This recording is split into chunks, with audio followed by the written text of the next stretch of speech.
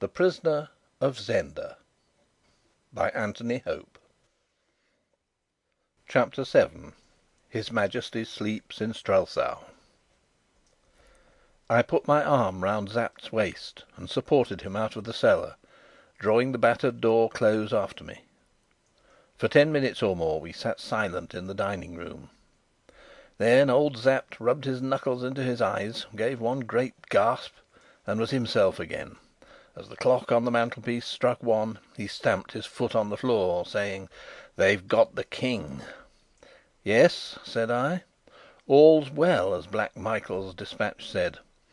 What a moment it must have been for him when the royal salutes fired at Strelsau this morning! I wonder when he got the message." "It must have been sent in the morning," said Sapt. "They must have sent it before news of your arrival at Strelsau reached Zenda. I suppose it came from Zenda." "And he's carried it about all day!" I exclaimed. "Upon my honour, I'm not the only man who's had a trying day. What did he think, Sapt?" "What does that matter? What does he think, lad, now?" I rose to my feet. "We must get back," I said, "and rouse every soldier in Strelsau.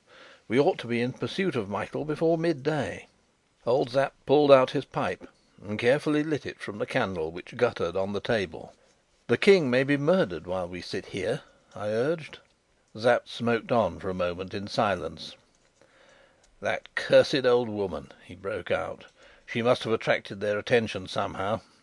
I see the game. They came up to kidnap the King, and, as I say, somehow they found him. If you hadn't gone to Strelsau, you and I and Fritz had been in heaven by now." "And the King?" "Who knows where the King is now?" he asked. "Come, let's be off," said I. But he sat still, and suddenly he burst into one of his grating chuckles. "By Jove, we've shaken up Black Michael!" "Come, come!" I repeated impatiently. "And we'll shake him up a bit more," he added, a cunning smile broadening on his wrinkled, weather beaten face, and his teeth working on the end of his grizzled moustache. "Ay, lad, we'll go back to Strelsau. The King shall be in his capital again tomorrow." "The King?" "The crowned King." "You're mad!" I cried. "If we go back and tell the trick we played, what would you give for our lives?" "Just what they're worth," said I. "And for the King's throne? Do you think that the nobles and the people will enjoy being fooled as you've fooled them? Do you think they'll love a king who was too drunk to be crowned, and sent a servant to personate him? He was drugged, and I'm no servant. Mine will be Black Michael's version." He rose, came to me, and laid his hand on my shoulder. "Lad," he said, "if you play the man, you may save the King yet. Go back and keep his throne warm for him." "But the duke knows. The villains he has employed know." "Ay, but they can't speak!" roared Sapt in grim triumph. "We've got 'em! How can they denounce you without denouncing themselves? This is not the King, because we kidnapped the King and murdered his servant. Can they say that?" The position flashed on me. Whether Michael knew me or not, he could not speak. Unless he produced the King, what could he do? And if he produced the King, where was he? For a moment I was carried away headlong, but in an instant the difficulties came strong upon me. "I must be found out," I urged. "Perhaps, but every hour's something. Above all, we must have a King in Strelsau, or the city will be Michael's in 24 hours. And what would the King's life be worth then, or his throne? Lad, you must do it." "Suppose they kill the King?" "They'll kill him if you don't." "Sapt, suppose they have killed the King?" "Then, by Heaven, you're as good an Elphberg as Black Michael, and you shall reign in Ruritania. But I don't believe they have. Nor will they kill him if you're on the throne. Will they kill him to put you in it?" It was a wild plan, wilder even and more hopeless than the trick we had already carried through. But as I listened to Sapt, I saw the strong points in our game. And then I was a young man, and I loved action, and I was offered such a hand in such a game as perhaps never man played yet. "I shall be found out?" I said. "Perhaps," said Sapt. "Come to Strelsau." We shall be caught like rats in a trap if we stay here." "Sapt," I cried, "I'll try it." "Well played," said he. "I hope they've left us the horses. I'll go and see." "We must bury that poor fellow," said I. "No time," said Sapt. "I'll do it." "Hang you!" he grinned. "I make you a king, and well, do it. Go and fetch him while I look to the horses. He can't lie very deep, but I doubt if he'll care about that. Poor little Joseph! He was an honest bit of a man." He went out, and I went into the cellar. I raised poor Joseph in my arms, and bore him into the passage, and thence towards the door of the house. Just inside I laid him down, remembering that I must find spades for our task. At this instant Sapt came up. "The horses are all right. There's the own brother to the one that brought you here. But you may save yourself that job." "I'll not go before he's buried." "Yes, you will." "Not I, Colonel Sapt, not for all Ruritania." "You fool!" said he. "Come here." He drew me to the door. The moon was sinking, but about 300 yards away, coming along the road from Zenda, I made out a party of men. There were 7 or 8 of them. 4 were on horseback, and the rest were walking, and I saw that they carried long implements, which I guessed to be spades and mattocks, on their shoulders. "They'll save you the trouble," said Sapt. "Come along." He was right. The approaching party must, beyond doubt, be Duke Michael's men, come to remove the traces of their evil work. I hesitated no longer, but an irresistible desire seized me. Pointing to the corpse of poor little Joseph, I said to Sapt: "Colonel, we ought to strike a blow for him." "You'd like to give him some company, eh? But it's too risky work, your Majesty." "I must have a slap at 'em," said I. Sapt wavered. "Well," said he, "it's not business, you know. But you've been a good boy, and if we come to grief, why, hang me, it'll save us a lot of thinking.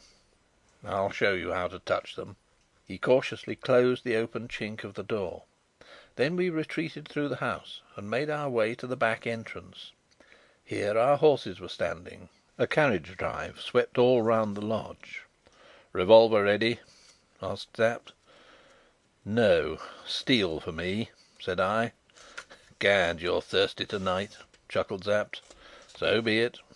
We mounted, drawing our swords, and waited silently for a minute or two. Then we heard the tramp of men on the drive on the other side of the house.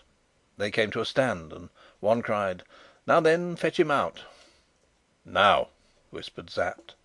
Driving the spurs into our horses, we rushed at a gallop round the house, and in a moment we were among the ruffians.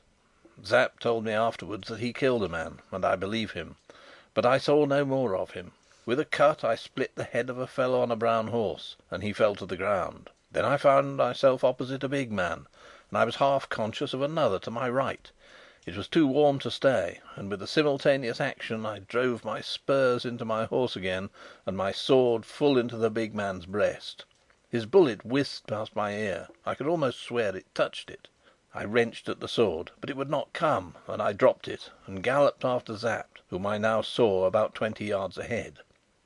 I waved my hand in farewell, and dropped it a second later with a yell, for a bullet had grazed my finger, and I felt the blood.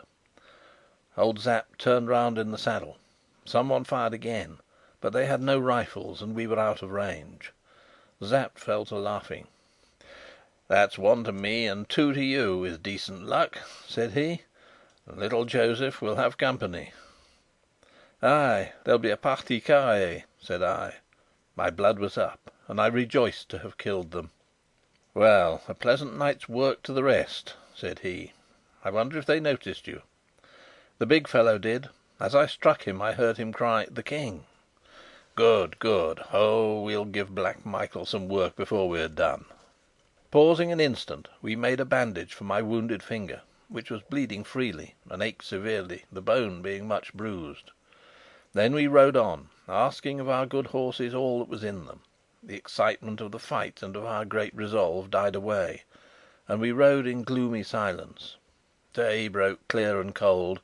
We found a farmer just up, and made him give us sustenance for ourselves and our horses. I, feigning a toothache, muffled my face closely. Then ahead again till Strelsau lay before us. It was 8 o'clock, or nearing 9, and the gates were all open, as they always were, save when the Duke's caprice or intrigue shut them. We rode in by the same way as we had come out the evening before, all four of us, the men and the horses, wearied and jaded. The streets were even quieter than when we had gone. Everyone was sleeping off last night's revelry, and we met hardly a soul till we reached the little gate of the palace. There Sapt's old groom was waiting for us. "Is all well, sir?" he asked. "All's well," said Sapt, and the man, coming to me, took my hand to kiss. "The King's hurt!" he cried. "It's nothing," said I, as I dismounted. I caught my finger in the door. "Remember, silence!" said Sapt. "Ah, but my good Freyler, I don't need to tell you that." The old fellow shrugged his shoulders. "All young men like to ride abroad now and again. Why not the King?" said he, and Sapt's laugh left his opinion of my motives undisturbed. "You should always trust a man," observed Sapt, fitting the key in the lock, "just as far as you must." We went in and reached the dressing room. Flinging open the door, we saw Fritz von Tarlenheim stretched, fully dressed, on the sofa. He seemed to have been sleeping, but our entry woke him. He leapt to his feet, gave one glance at me, and with a joyful cry threw himself on his knees before me. "Thank God, sire, thank God you're safe!" he cried, stretching his hand out to catch hold of mine. I confess that I was moved. This King, whatever his faults, made people love him. For a moment I could not bear to speak or break the poor fellow's illusion, but tough old Sapt had no such feeling. He slapped his hand on his thigh delightedly. "Bravo, lad!" cried he. "We shall do." Fritz looked up in bewilderment. I held out my hand. "You're wounded, sire!" he exclaimed. "It's only a scratch," said I, "but " I paused. He rose to his feet with a bewildered air. Holding my hand, he looked me up and down and up. Then suddenly he dropped my hand and reeled back. "Where's the King? Where's the King?" he cried. "Hush, you fool!" hissed Sapt. "Not so loud. Here's the King." A knock sounded on the door. Sapt seized me by the hand. "Here, quick, to the bedroom! Off with your cap and boots! Get into bed! Cover everything up!" I did as I was bid. A moment later Sapt looked in, nodded, grinned, and introduced an extremely smart and deferential young gentleman, who came up to my bedside, bowing again and again, and informed me that he was of the household of the Princess Flavia, and that her Royal Highness had sent him especially to inquire how the King's health was, after the fatigues which his Majesty had undergone yesterday. "My best thanks, sir, to my cousin," said I, "and tell her Royal Highness that I was never better in my life." "The King," added old Sapt, who I began to find loved a good lie for its own sake, "has slept without a break all night." The young gentleman he reminded me of Osric in Hamlet bowed himself out again. The farce was over, and Fritz von Tarlenheim's pale face recalled us to reality. Though, in faith, the farce had to be reality for us now. "Is the King dead?" he whispered. "Please God, no," said I. "But he's in the hands of Black Michael." Chapter 7